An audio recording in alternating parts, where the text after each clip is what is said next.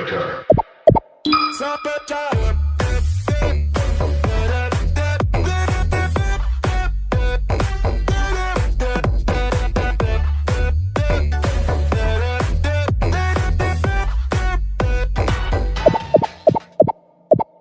Halo teman-teman semua, apa kabar? Semoga kalian semua dalam keadaan sehat. Jadi di video kali ini saya akan membahas tentang pembelajaran manajemen inovatif. Yuk langsung saja ke videonya, disimak baik-baik ya. Enjoy! Ya, di video kali ini kita akan membahas materi tentang human capital atau modal manusia yang disusun oleh dosen pengampu saya yaitu Bapak Sandi Nasruddin Wibowo SEMM. Untuk mempersingkat waktu, yuk langsung saja disimak materinya. Arti dan pentingnya human capital.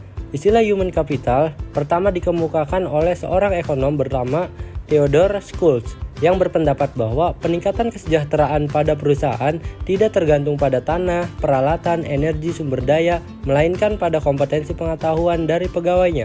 Kemudian ia mendeskripsikan posisi human capital sebagai kemampuan sumber daya manusia yang diperoleh melalui investasi pada sumber daya manusia, yang mendeskripsikan bahwa human capital terdiri dari 4 hal, yaitu yang pertama kemampuan, yang kedua perilaku, yang ketiga usaha, yang keempat waktu, dan semuanya ini dimiliki dan dikendalikan sepenuhnya oleh pegawai.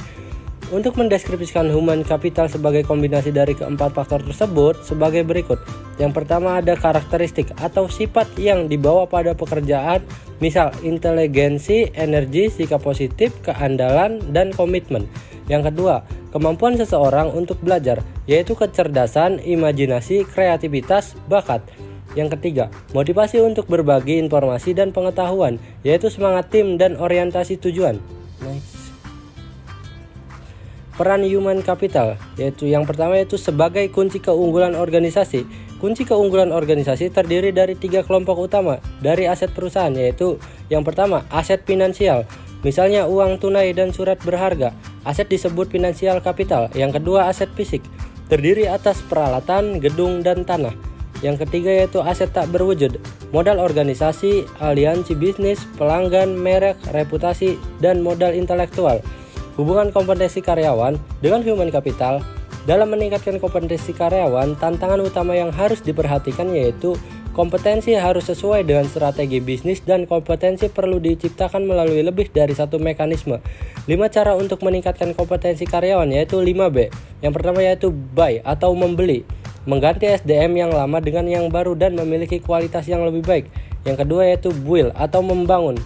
Investasi dilakukan terhadap SDM untuk meningkatkan kualitasnya menjadi lebih baik. Yang ketiga yaitu borrow atau meminjam. Penggunaan konsultan atau partner efektif memungkinkan berbagai pengetahuan dan desain kerja baru. Yang keempat bonds atau melambung. Perusahaan harus mengeluarkan karyawan yang bekerja di bawah standar. Yang kelima atau yang terakhir yaitu bin atau mengikat. Mengikat karyawan jangan keluar merupakan tindakan kritis pada semua tingkatan.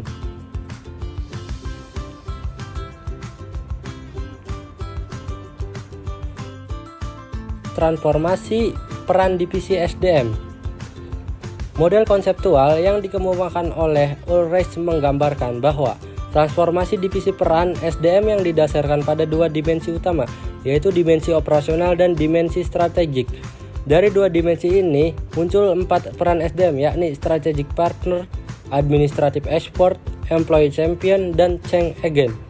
Strategic partner yaitu Departemen SDM harus mampu menjadi partner bagi manajer lini dan manajemen lainnya dalam mengeksekusi strategi dan membantu merealisasikan perencanaan. Administrative expert yaitu membantu tercapainya efisiensi administratif dan memastikan bahwa kos dapat dikurangi dan kualitas tetap terjaga secara kontinu. Employee champion, Departemen SDM harus dapat menunjukkan komitmennya terhadap manajemen dan pada waktu yang sama berusaha meningkatkan kontribusi karyawan lebih besar. Change agent atau change agent. Departemen SDM harus dapat menjadi agen perubahan yang kontinu, membantu proses-proses dan kultur secara bersama, meningkatkan kapasitas organisasi untuk lebih baik. Tingkat kompetensi dalam sistem pengukuran human capital, yaitu ada activity level atau pengukuran aktivitas rutin SDM seperti rekrutmen, pemberhentian, promosi, dan lain-lain untuk syarat laporan internal. fungsional level, yaitu kolaborasi dengan unit fungsional organisasi, misal divisi dalam mengukur aktivitas, mengumpulkan dan menerjemahkan data dan mengambil tindakan koleksi. Strategic level, yaitu tingkatan analisis tertinggi sehingga dapat memberikan gambaran perusahaan secara penuh, memberikan pemahaman hubungan antar SDM, strategi, dan kinerja. Dari ketiga tingkat kompetensi di atas, diketahui bahwa di bagaimana dilakukan pengukuran nilai human capital pada ketiga tingkat tersebut dimulai dari tingkat korporat dalam unit bisnis fungsional. Tingkat terendah yaitu aktivitas dari divisi SDM untuk mengintegrasikan sistem pengukuran tersebut menjadi sistem yang kohesif dalam suatu jalur yang terdiri dari 3 tingkat, dan pada masing-masing tingkat terdapat aktivitas yang dapat diukur beserta hasilnya. Next. Perubahan paradigma karyawan. Pandangan perusahaan yang hanya pada cost saja dalam pengelolaan human capital harus ditinggalkan. Artinya, investasi dalam SDM dipandang bukan sebagai biaya saat ini, melainkan investasi aset masa depan. Langkah perusahaan mengubah pola pikir. Yang pertama yaitu seberapa besar pengeluaran investasi yang telah dikeluarkan perusahaan untuk SDM. Yang kedua yaitu bagaimana tingkat return of investment atau ROI atas investasi tersebut. Yang ketiga, dapatkah dari beberapa investasi tersebut dialokasikan kembali untuk mendapat ROI yang lebih baik. Selain itu, tantangan juga datang dari investor. Jika mereka membutuhkan informasi untuk membuat keputusan tentang SDM, sehingga mereka memiliki gambaran perusahaan komprehensif dan dapat memprediksi kemampuan perusahaan dalam menciptakan nilai di masa depan. Mengidentifikasi human capital. Dua hal yang mendukung kontribusi investasi human capital ke dalam perusahaan. Pertama, karyawan dengan human capital tinggi lebih memungkinkan memberi layanan konsisten dan kualitas tinggi, sehingga perusahaan tempat mereka bekerja dapat mempertahankan pelanggan atau menarik pelanggan baru. Yang kedua, pelanggan potensial dapat menggunakan kualitas human capital dari karyawan perusahaan sebagai alat penyaring untuk memilih layanan yang mereka sediakan.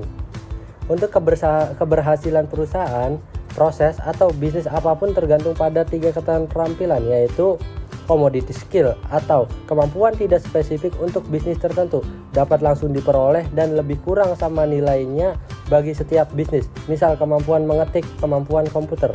Yang kedua ya ada leverage skill, yaitu pengetahuan yang meskipun tidak spesifik untuk perusahaan industri tetapi relatif lebih berharga bagi perusahaan tertentu daripada perusahaan lain. Misal programmer di bank berbeda nilainya dengan programmer di perusahaan komputer. Yang ketiga atau yang terakhir yaitu property atau skill, yaitu pengetahuan spesifik bagi perusahaan, misal hak paten dan merek. Terima kasih buat yang sudah nonton, semoga bisa bermanfaat buat kita semua. Dan jangan lupa buat subscribe channel ini supaya bisa berkembang buat kedepannya. Jangan lupa like, comment, and share, dan see you guys. Thank you.